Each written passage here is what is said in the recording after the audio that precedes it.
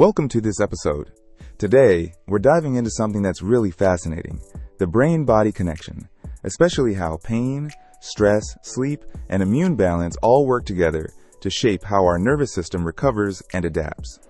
It's a complex dance, and we're going to break it down. Yeah, it's interesting because most people think of the brain as this isolated command center, right? Like, it just sends orders and controls everything. But actually, it's constantly listening to the body, getting signals from the immune system, pain pathways, stress hormones, even sleep patterns. It's a two-way street. Exactly. So to really understand brain health and recovery, you can't just look at the brain alone. You have to consider the whole body's biology. It's like the brain is the control room, but it's also getting live reports from all over the body, and those reports shape how it functions. That's a great analogy. And pain is a perfect example of this connection in action. Pain might start as a simple signal, like touching something hot, but it quickly becomes way more complicated. It involves nerves outside the brain, spinal pathways, brain processing, inflammation, immune responses, and even emotions and memory. Right, and when pain sticks around for a long time, the nervous system can become sensitized. That means it starts reacting more strongly to pain signals, even when the original cause might have faded. So pain isn't just physical. It's biological and emotional too. That makes sense. And it raises some big questions for researchers, like how pain and stress influence each other, or how inflammation changes the way pain is processed. Plus, how does disrupted sleep add to the strain on the nervous system? There's still a lot to figure out. Speaking of stress, it's often thought of as just feeling worried or anxious, but it's really a biological process.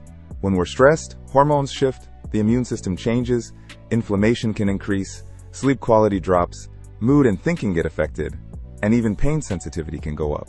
Yeah, short bursts of stress can actually be helpful, like a quick alert system to deal with challenges. But when stress sticks around for too long, it creates a biological environment that makes recovery harder. It can worsen inflammation, disrupt sleep, throw off immune balance, and mess with emotional regulation and cognition. So stress biology is a key part of recovery, because the brain adapts to the body's state.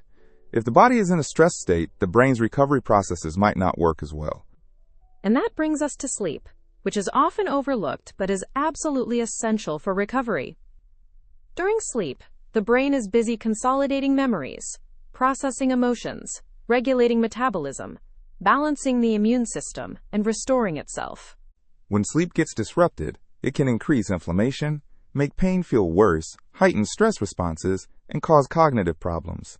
Poor sleep also affects mood, immune signaling, learning, memory, and the brain's ability to adapt and heal. So sleep isn't optional if you want your nervous system to recover properly. It's a critical part of the brain-body conversation. Now, the immune system and nervous system are constantly chatting too.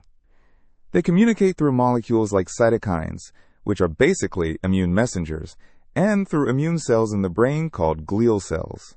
Immune activity can protect the brain, but if it gets out of balance, like too much inflammation or poorly regulated immune responses, it can actually harm brain function. The big question is when inflammation helps recovery and when it gets in the way. And here's where it all ties together.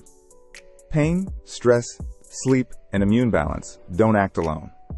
They influence and reinforce each other in a cycle. Pain can increase stress. Stress can worsen sleep.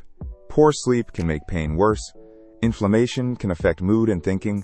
Stress hormones can change immune responses. And immune activity can influence how the brain adapts. It's like a feedback loop that can either support recovery or make things harder. That's why researchers say recovery should be studied as a system, not just one pathway. Exactly. And to study such a complex system, scientists use biomarkers, measurable biological indicators like inflammatory molecules, stress hormones, sleep quality measures, pain markers, and brain imaging. No single biomarker tells the whole story, but together they help researchers understand how these systems interact. It's a way to turn big ideas into measurable science. One thing I really appreciate is the responsible way this research is communicated. Many people live with chronic pain, stress, or sleep problems, so it's important to be clear that this is early-stage research. No claims are made about treatments or cures yet. Right. It's about understanding biology first, how these systems connect and shape recovery. That respect for complexity and personal experience is crucial. So to wrap up, the brain doesn't recover on its own. It's shaped by pain, stress, sleep, immune balance, inflammation, and the body's overall biological state.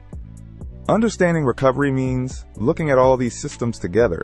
And that's why research focuses on neuroimmune signaling, neuroplasticity, which is the brain's ability to change, neurotrophic signaling, precision peptides, and biomarker validation. It's a systems-level approach, aiming to define pathways and measure biology before making any claims. Recovery biology is complex and interconnected, but by studying these systems together, researchers hope to unlock better ways to support brain health and healing. Yeah, it's a fascinating area, and I think listeners will appreciate how much is going on behind the scenes in our bodies and brains.